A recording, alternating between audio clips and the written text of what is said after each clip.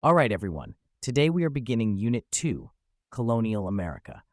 In this unit, we are going to examine why European nations came to the Americas, what they hoped to gain, and how their actions changed history forever. Now, before we get into specific countries and explorers, I want you to think about something simple. Why do people move? People move for opportunity. They move for jobs, land, freedom, safety, religion, or the chance to build a better future.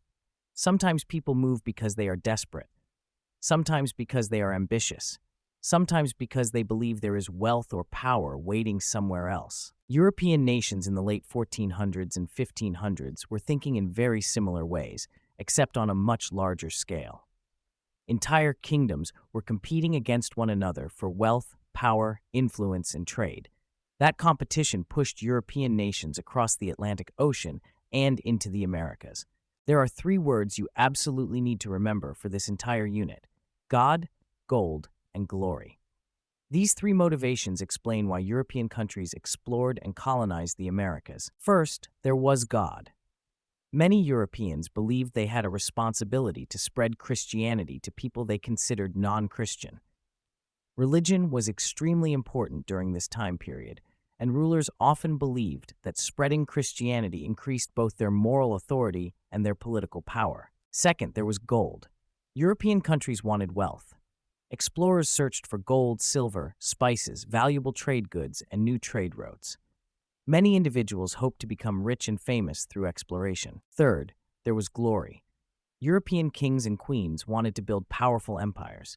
The more land and colonies a country controlled, the more respected and feared it became. Explorers also wanted personal glory. They wanted fame, titles, and recognition for discovering new lands or conquering territory. Now, before we dive into the countries themselves, there are a few important vocabulary terms we need to understand. The first word is exploration.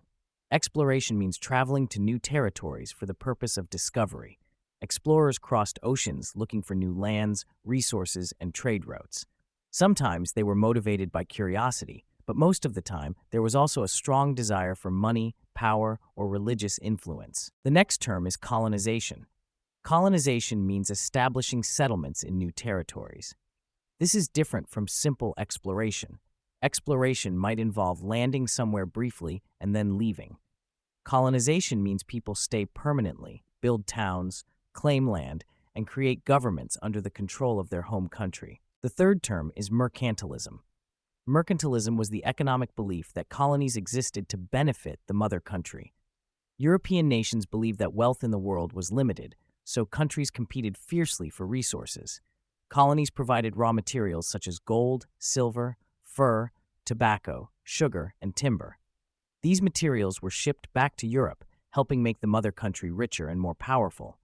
Now let's begin with Spain, because Spain became the first major European power to build a huge empire in the Americas. To really understand Spain's actions, we need to understand what was happening inside Spain itself before Columbus ever sailed. For nearly 700 years, much of Spain had been controlled by Muslim kingdoms after Islamic forces entered the Iberian Peninsula during the early Middle Ages.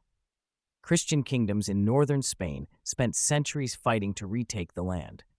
This long struggle became known as the Reconquista, which means reconquest. By the late 1400s, Spain was finally becoming unified under two Catholic monarchs, King Ferdinand and Queen Isabella. In 1492, Spanish forces captured Granada, which was the last major Muslim kingdom in Spain. This victory officially ended the Reconquista. Think about the timing here. Spain had just finished a centuries-long religious conflict. Christianity had become deeply tied to Spanish identity and national pride.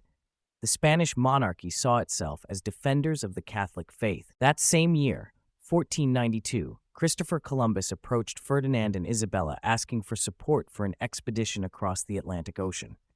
Columbus promised several things. He promised the possibility of a trade route to Asia. He promised wealth and valuable resources. And he promised the opportunity to spread Christianity to new peoples and lands.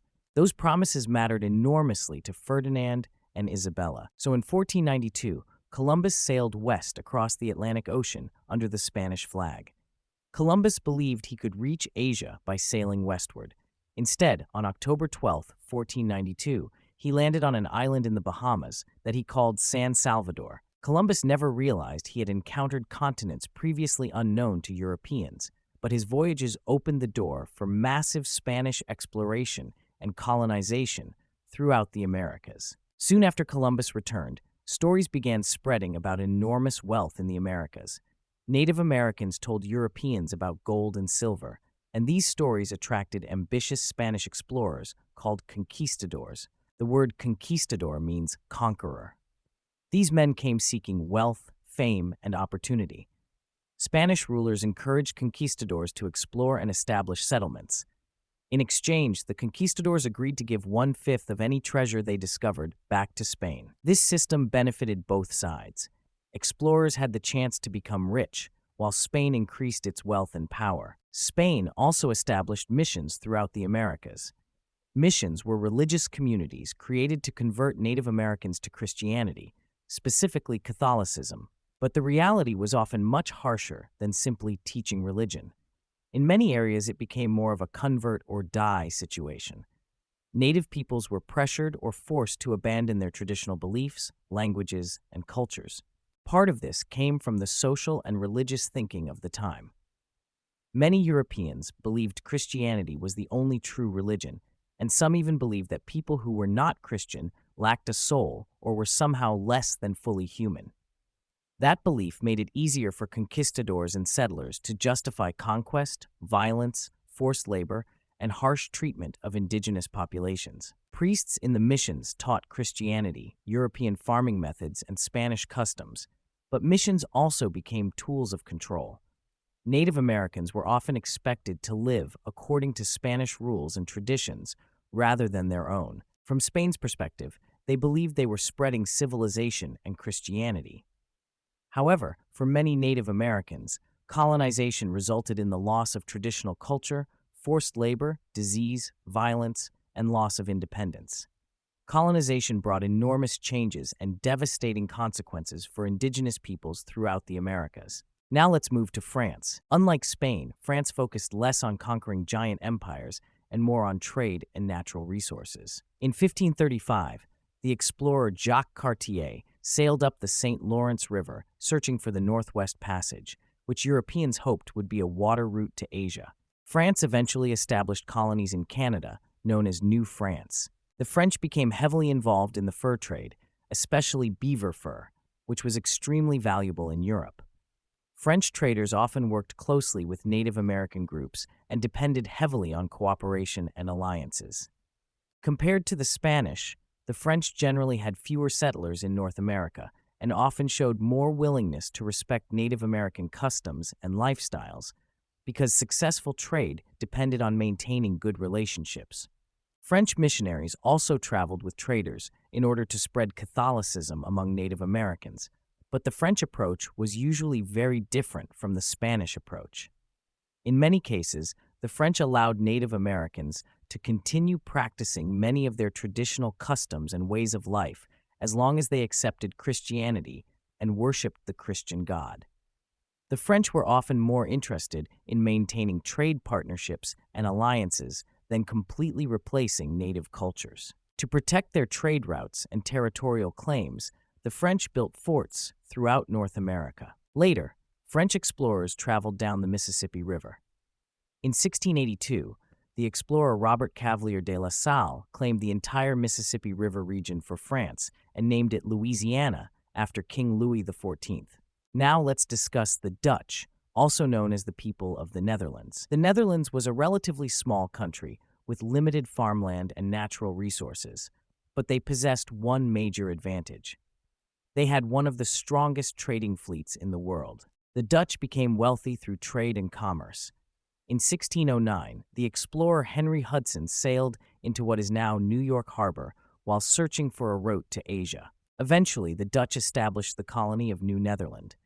The colony's major settlement became New Amsterdam, located on Manhattan Island. According to tradition, the Dutch purchased Manhattan Island from Native Americans for trade goods worth around $24. The Dutch focused heavily on trade and commerce rather than large-scale religious conversion. Finally, we come to Sweden. During the 1600s, Sweden was becoming an important European power. Swedish leaders saw how much wealth other countries were gaining through colonization and wanted to compete. In 1637, the New Sweden Company was formed to establish trade in North America. In 1638, Sweden established the colony of New Sweden along the Delaware River. The colony focused mainly on fur trading and tobacco. However, New Sweden did not last very long. In 1655, the Dutch conquered New Sweden and absorbed it into New Netherland. As we move forward in this unit, remember that European colonization completely reshaped the Americas. Different nations had different goals and methods, but most were driven by the same motivations: God, gold, and glory. These explorations and colonies changed trade, politics, religion, and culture across the world. They also dramatically affected Native American societies, often in devastating ways. The story of colonial America is really the story of how different cultures, empires, religions, and peoples collided in ways that would shape the future of the entire world.